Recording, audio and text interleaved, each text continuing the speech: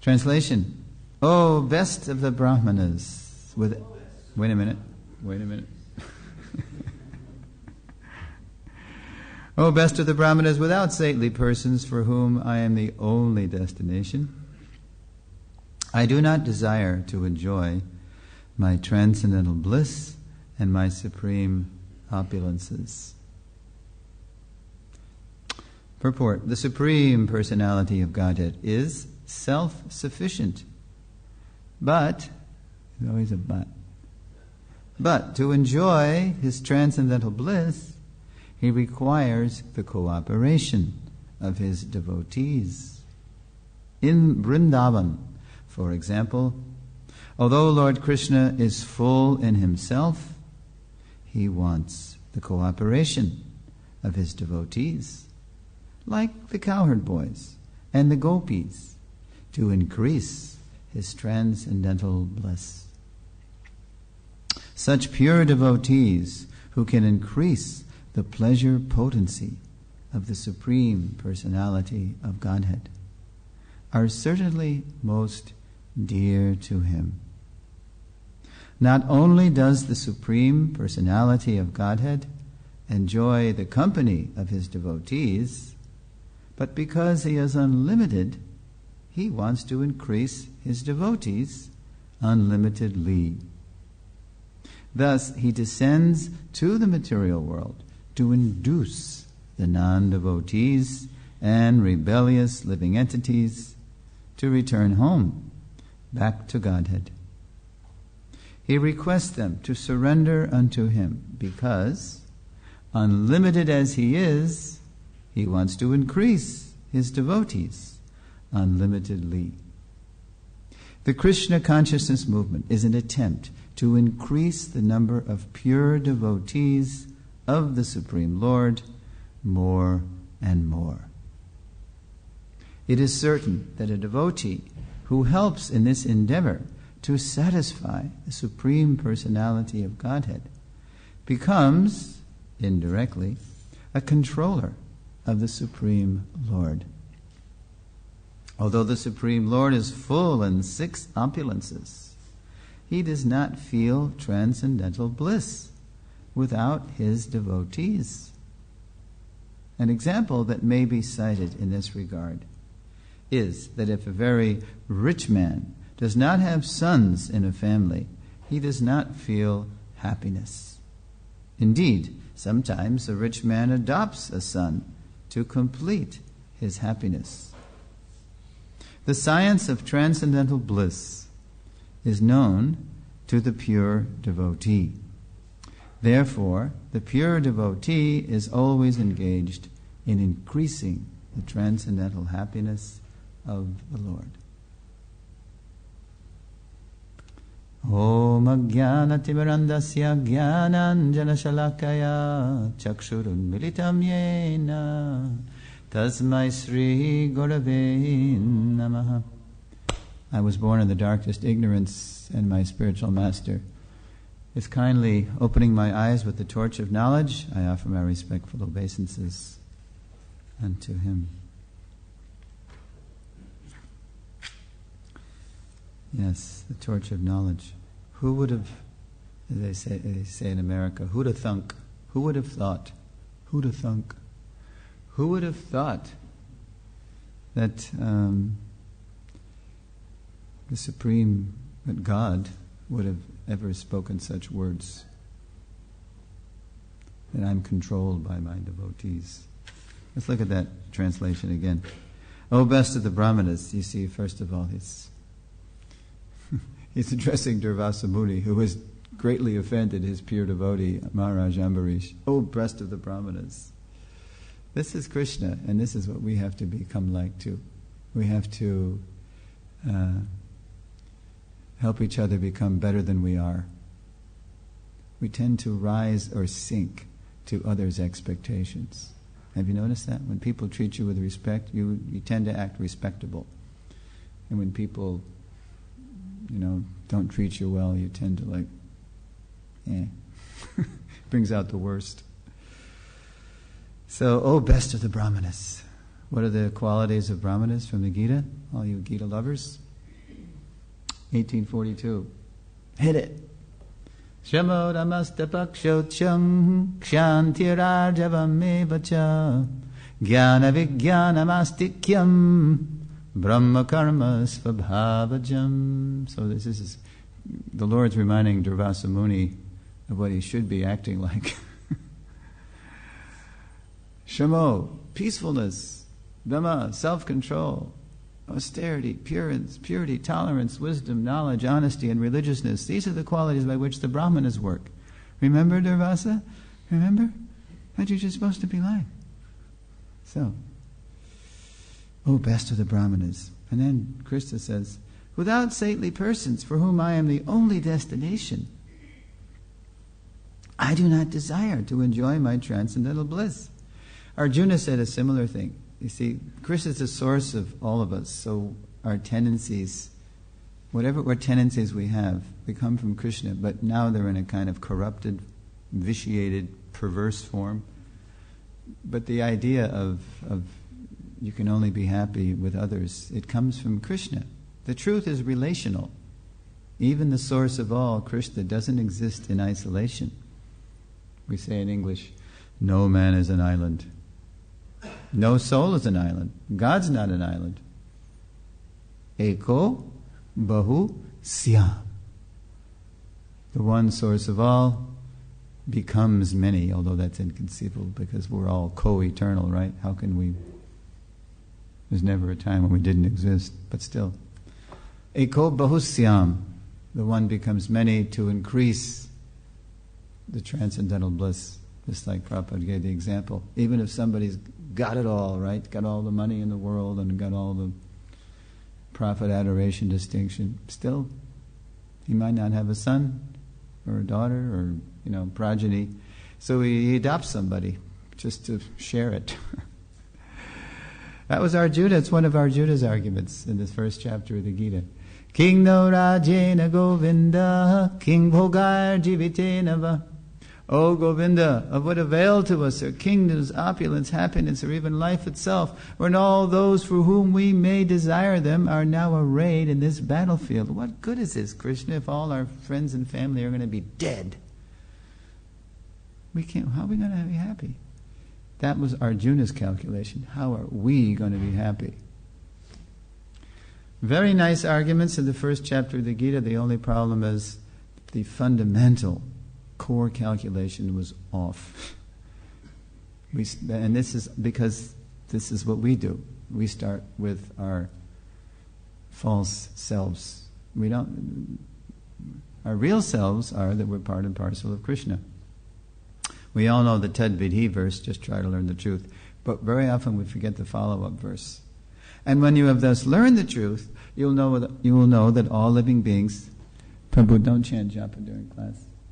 You won't be able to do either nicely. Multitasking is a myth. Only Krishna can multitask. Parasya shaktir vividhaiva shruyate. As soon as we try to do more than one thing, the quality goes south.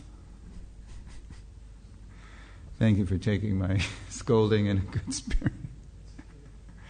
Happens all the time during the seminar too. People looking at the screen, they're going, what is that? You can't be there nicely, Okay. Don't mind your uncle.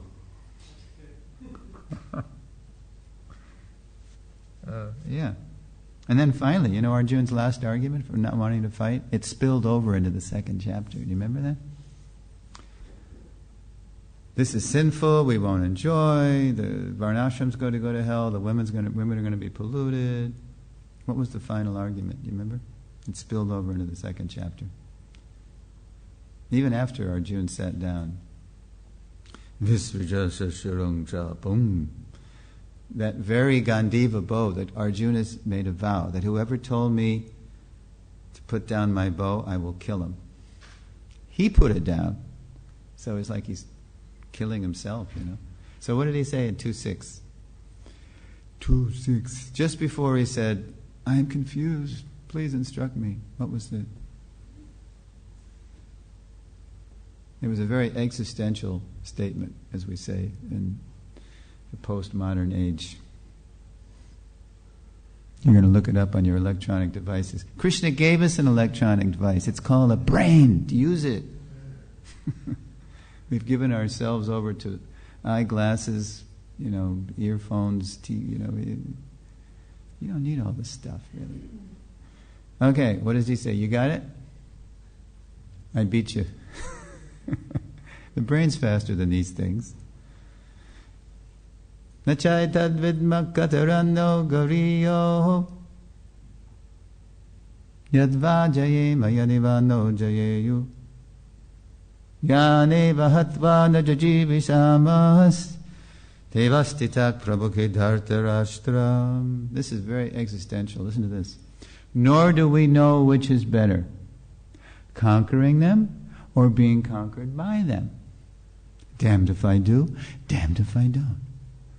The sons of Dhritarashtra, whom if we killed, we should not care to live. Come on, they're friends and family, Krishna. What are you telling me?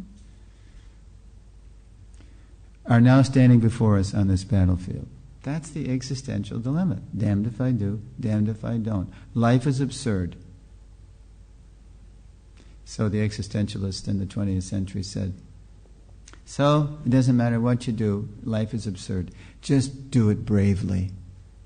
And when that was presented to Srila Prabhupada, when they were doing this philosophy book, Dialectical Spiritualism, Prabhupada's quick rejoinder was, yes, just like insects very bravely fly into the fire.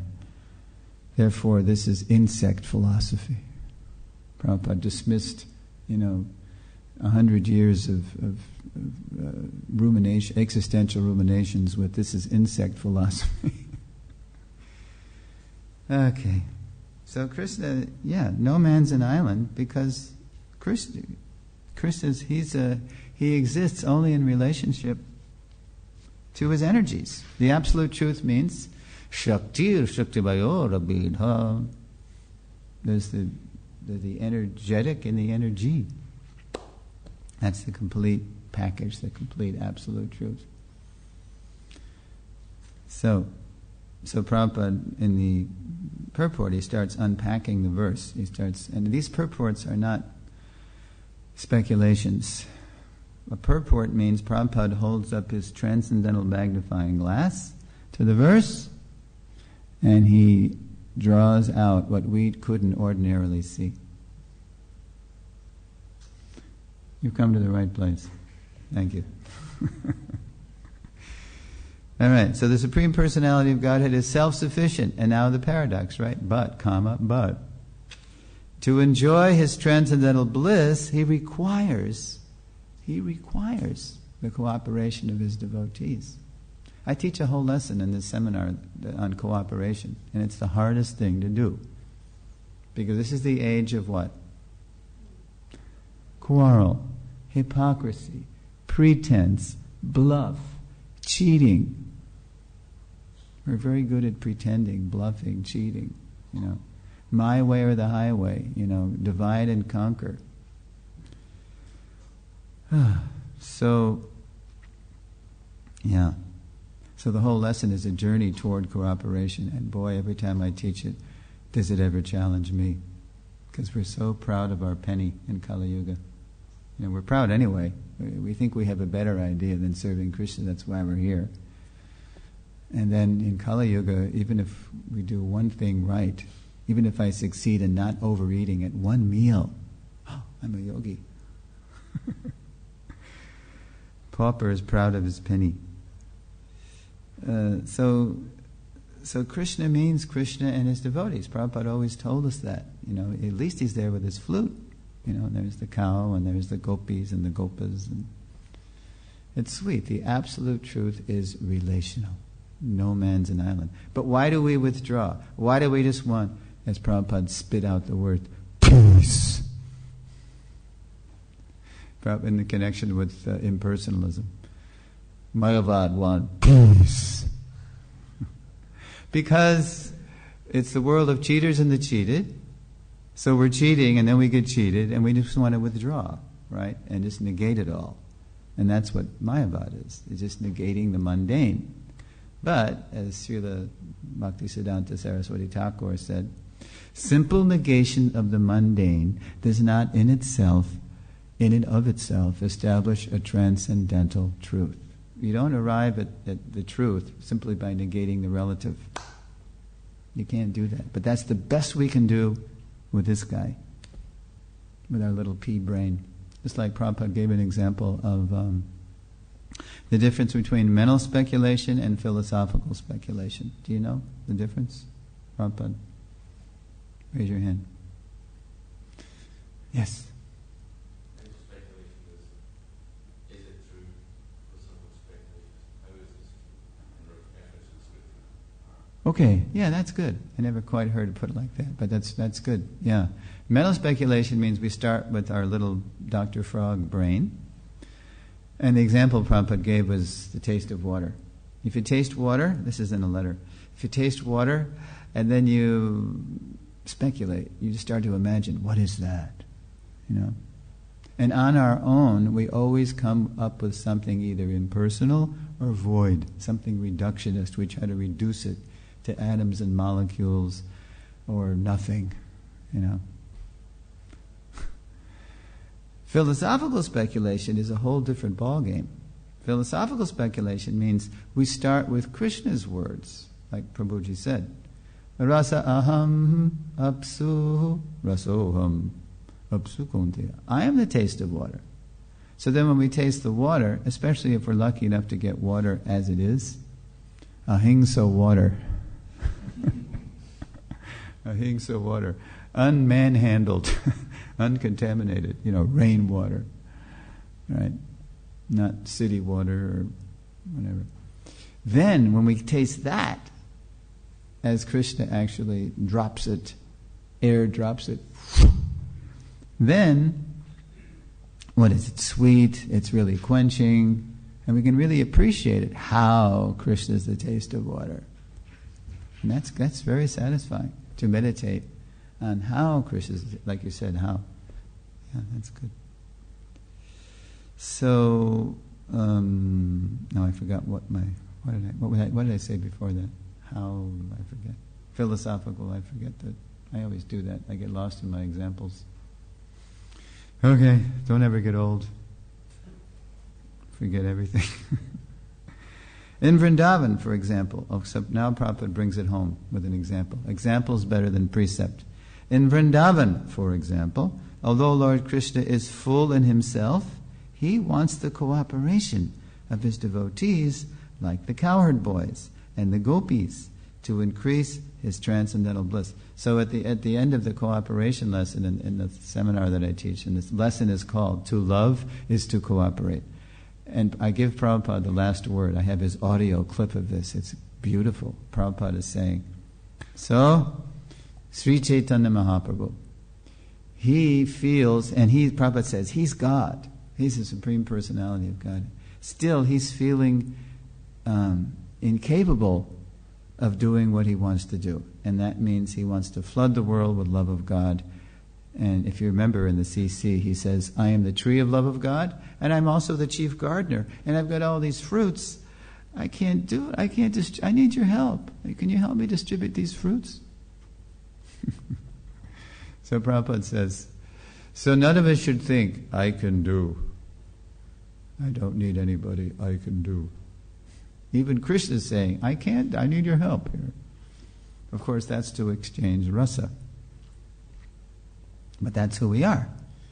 We're sentient beings. We crave relationship because that's coming from Krishna. So, yeah. So then what does Prabhupada say? I forget, let's see. So it's only, yes, and then he gives himself as an example. Just like, so you are distributing Krishna consciousness all over the world, and I'm getting the credit. I'm your spiritual master. But what can I do? I'm just one old man. It's only by your cooperation that I can do anything.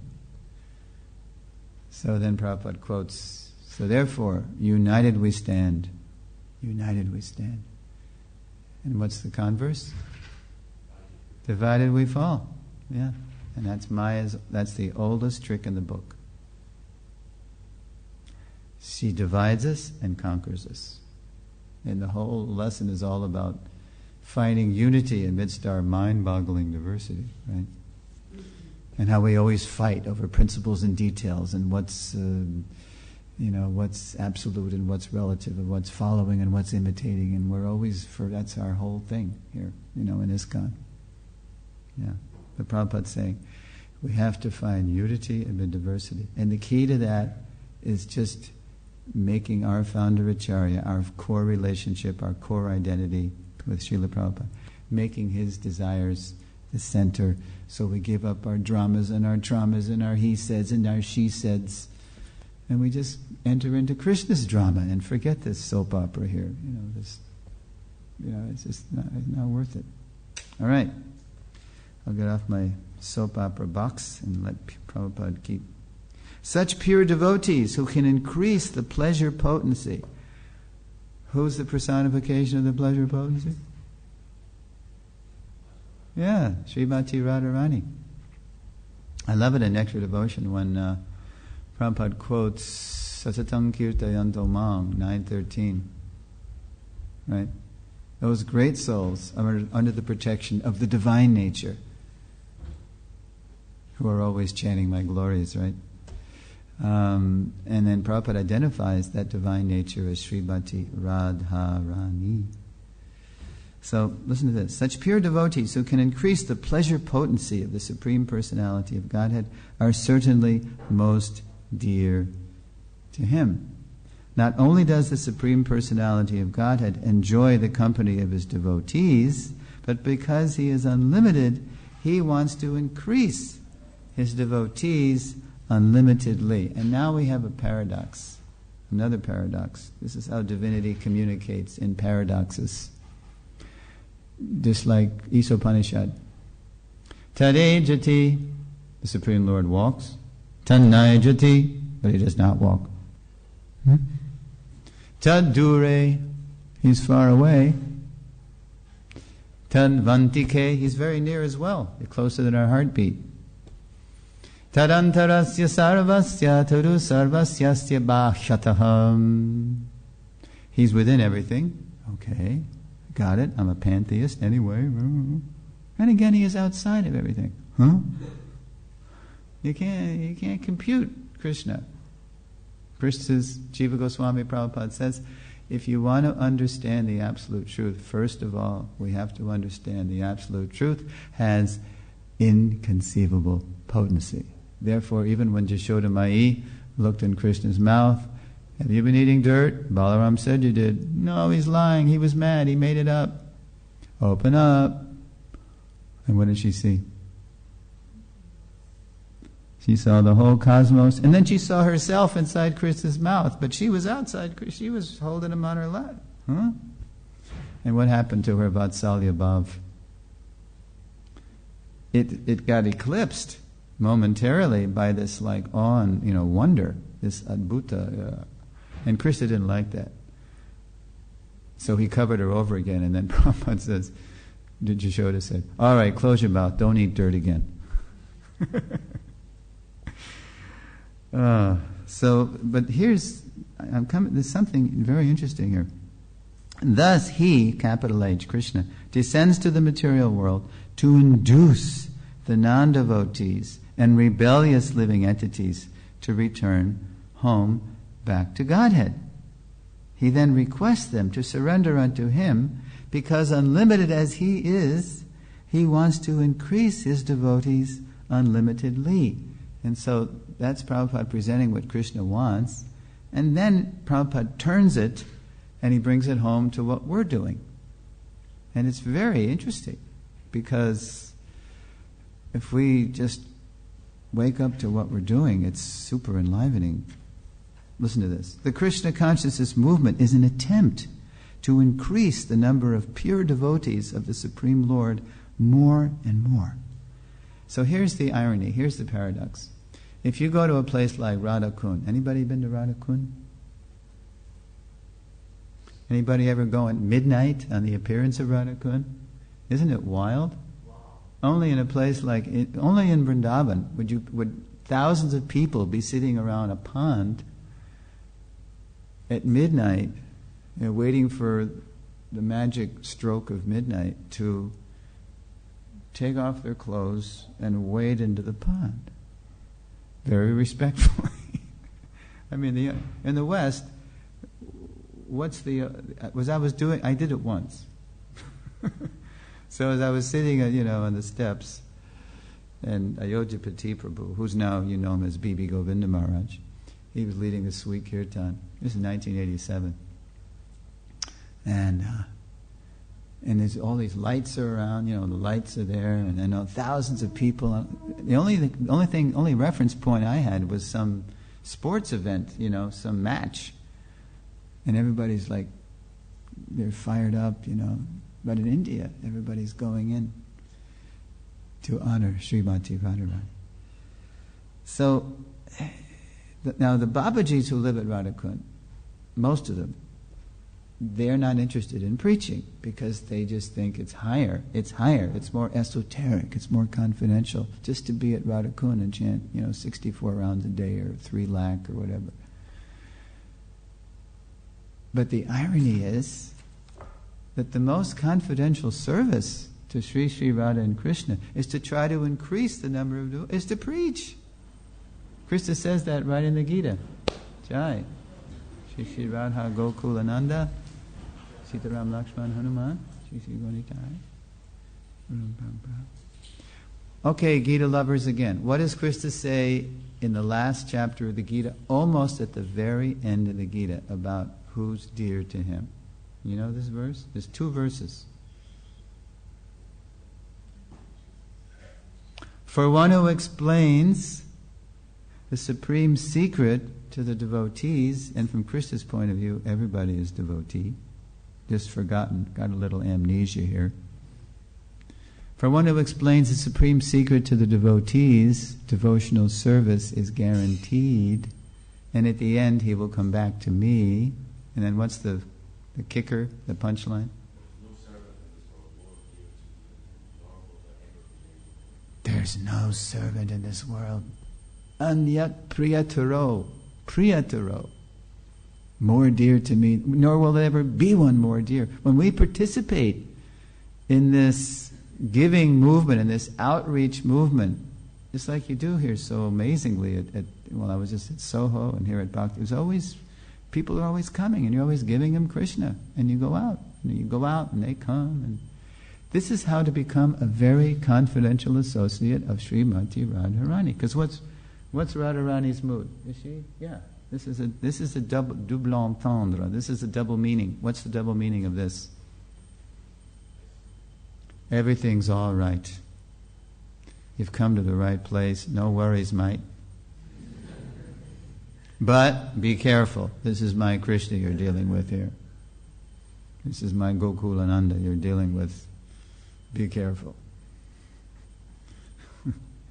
And what is Radharani's mood when we try to become? What's Radharani is so generous. What does she say? Krishna, here's a devotee who's better than me. Please, you accept him. She's so liberal. She's so generous. She's best of the devotees. That's how Prabhupada introduced Radharani to us. Swamiji, who's that girl with Krishna? Oh, that's Radharani. Who's Radharani? Oh, she's the best devotee. Very simple, very sublime definition. Radharani is the best devotee. But Radharani's mood is, she wants to increase Gokulananda's pleasure unlimitedly. So when we're bringing people back home, when we're helping them come closer to Gokula's lotus feet, Gokulananda's lotus feet, she's so pleased. And that's how we become confidential. It's not like the Babaji say, that you just go there and you just, you do your bhajan, and that's the irony of, all this stuff, all the sahaja stuff. That's not how you become dear to Krishna. According to Krishna, we just have to listen to him, When all else fails, read the manual. Jai. He does not feel transcendental bliss without his devotees. And then Prabhupada gives the example of the rich man. Yeah.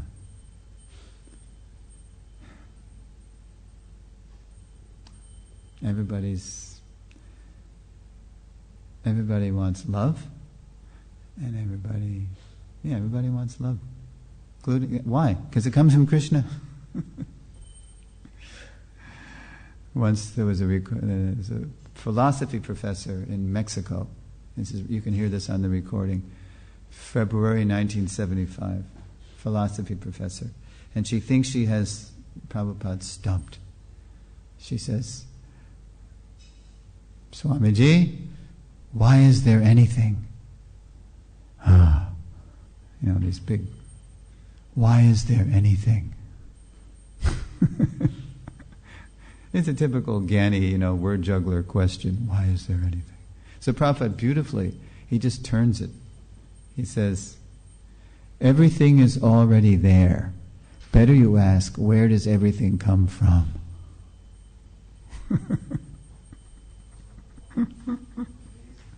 Janma yasayataho. Right? So everything that's in us, we're little samples of Krishna, but now it's a little perverse, right? Prabhupada calls it perverted reflection. But all that desire for love, it comes from Krishna. But we don't know how, and to have fun, to enjoy. But Prabhupada gives the hint.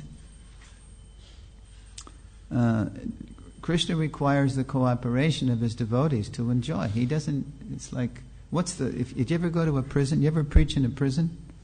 You ever go to a correctional institution? What do they call them here in England? Same thing? If you go to a prison, the prisoners talk about two kinds of time. Good time and hard time. Good time means you're making good use of your time to improve yourself, so that when you get out, you won't be back in. But most people do hard time. Hard time means they won't take responsibility for what they've done, and they blame everybody else except them. They don't look within, because that's Raja Tamaguna. So, if you go to a prison, do you know what the greatest suffering is in prison? What are the prisoners, even the hardened criminals, the most cynical, negative people, what do they fear the most in prison? Do you know? Yes, solitary confinement. They know that there's a line there, and if they're too misbehaved, they'll be put in the hole, in the black hole. Solitary. Because it drives you crazy. There's nobody even, there's nobody to fight with. There's nobody to exchange with, even if you just want to fight. So we all crave love and understanding and intimacy. That comes from Krishna. But we just don't know how to do it. We short-circuit it. We're not in yoga. We're in V-yoga. We're disconnected. So we try to just, even all the rasas are just about sense gratification, really, whether it's, passive or servant or friend. It's grossly or subtly just selfishness. So that short circuits the exchange. Love is not selfish, it's selfless. It's a selfless exchange. Yeah. Okay. So I guess I'm just kind of rambling here. I'm just going to...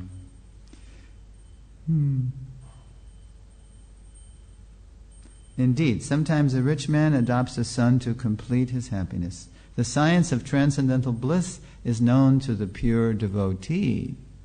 So the pure devotee knows that Srimati Radharani loves us to help her increase the number of devotees, to increase Gokulananda's bliss.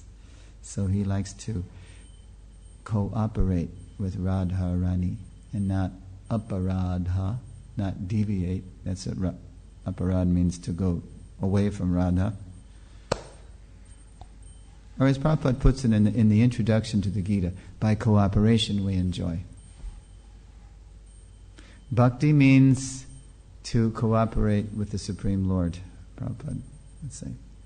Therefore, the pure devotee is always engaged in increasing the transcendental happiness of the Lord. This is so counterintuitive to the false ego. What about me? How can I be happy by pleasing somebody else? But that's the very point. We are simply part and parcel of Krishna.